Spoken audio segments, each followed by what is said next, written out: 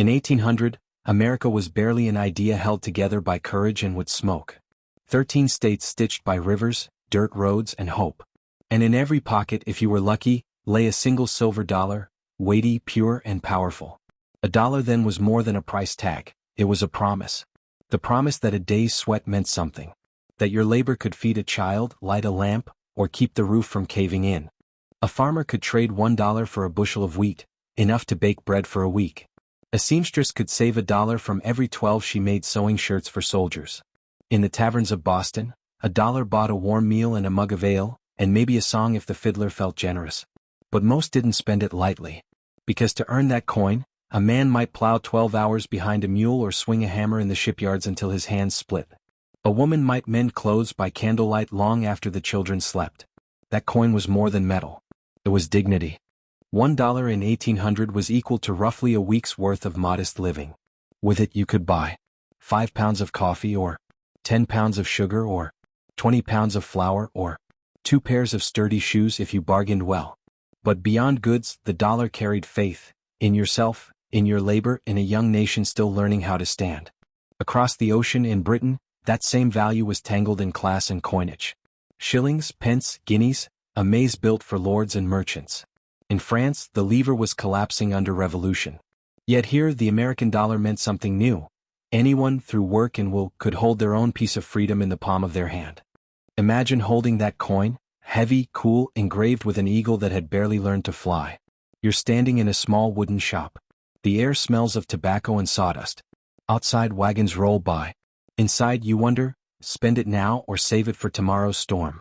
Every decision felt like a crossroad between survival and hope. And that's what made America different. In Europe, wealth was inherited. In America, it was earned. One hard, blistered dollar at a time. A frontier couple in Pennsylvania counted their week's earnings, $3. They could buy salt, soap, and fabric for the baby's blanket. No luxury, just enough to keep moving forward.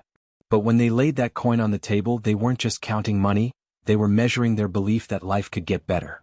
That belief, multiplied by millions of small acts, became the backbone of a nation. If you listened closely in 1800, you could hear the sound of a nation being built, not in speeches but in labor. Each ring of metal, each footstep in dust, was a heartbeat. And behind every heartbeat was a person trading hours of life for a single dollar. A blacksmith in Virginia earned about $1 for a full day's work, 12 hours in heat so fierce his shirt smoked. For that day he could buy 3 pounds of nails, a candle mold, or half a pound of coffee for his wife. He'd tuck the rest away in a small tin box, promising himself he'd buy new bellows next season. Down the street, a seamstress bent over her stitching frame. She was paid in cents, 10 for a shirt, 20 for a coat.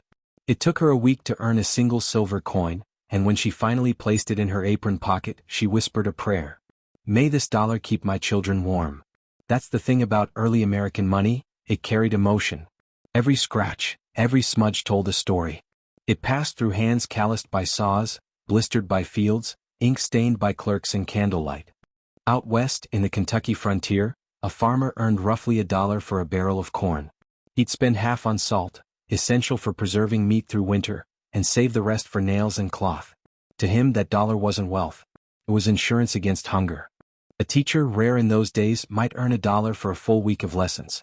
She taught letters and arithmetic in a one-room schoolhouse that smelled of pine and ink. Sometimes her students paid in potatoes or firewood instead of coins. She never complained. Because to her, the reward wasn't the money, it was the chance to shape minds that might one day own more than she ever could. And in small harbors along the coast, sailors were paid $1 for a dangerous day on rough seas. They'd spend it on bread, rum, and the promise of dry land. When storms hit, they clutched that same coin like a talisman, proof they'd earned their place against the tide.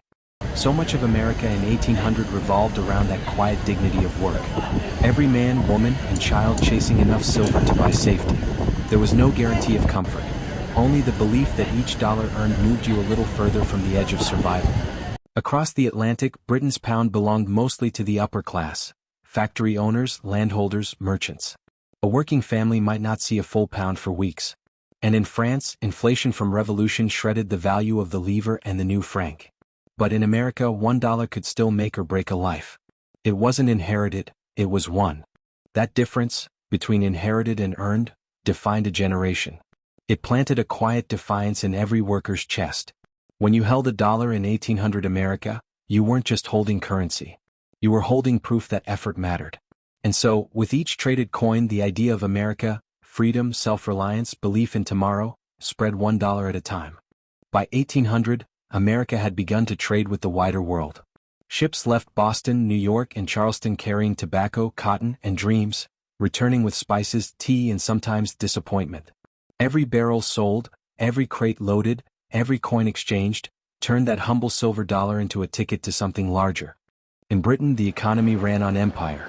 The sun never set on it, and yet the poor often never saw it rise. A factory worker earned $1 a day for 12 hours under soot-black skies. 4 days of labor to earn what an American farmer could make in one. A British pound, 20 shillings, was a dream for the working class. And yet, the cost of bread was higher, rent unbearable, and class immovable. To be born poor in London was to stay poor. No frontier. No farmland waiting beyond the trees. Just the same fog and the same cobblestone streets. Across the Channel, France was still catching its breath. The revolution had promised liberty, equality, fraternity, but its new currency, the franc, stumbled under war and uncertainty. A loaf of bread that once cost a few sous now cost 10 times as much. The people held paper money that burned faster than it could buy warmth. But in America, the dollar stood for something more stable, more emotional. It was backed not by kings or revolutions but by effort and faith. When you handed someone a silver dollar, you weren't just paying them, you were saying, "I trust you. I believe this has worth because we both worked for it." It's strange to think about, isn't it? How something so small, a coin you could lose between floorboards, held together an entire country. By now, towns had started to grow. Wooden shops became brick buildings. The post office, the tavern, the general store, each one spinning around that same orbit of trade. A man might walk 10 miles to town, dollar in hand, just to buy a spool of thread and a newspaper. His connection to the world beyond. It wasn't just about what you could buy, it was about what you could build. A single dollar in 1800 could start a trade, buy seeds that would become fields, tools that would become farms, nails that would build homes. It was small capital with enormous dreams attached. And that's what set America apart. Where Europe guarded its wealth, America risked it. Every coin spent was an act of faith that tomorrow would bring return. Some called it foolish optimism. Others called it destiny. But it worked. For every man or woman who spent $1 building something new, there was another watching, learning, believing they could do the same. That belief spread faster than any coin could travel. And by the time the century turned, that same faith would fuel the greatest economic transformation the world had ever seen. Because in 1800 America, money wasn't just currency, it was courage melted into silver.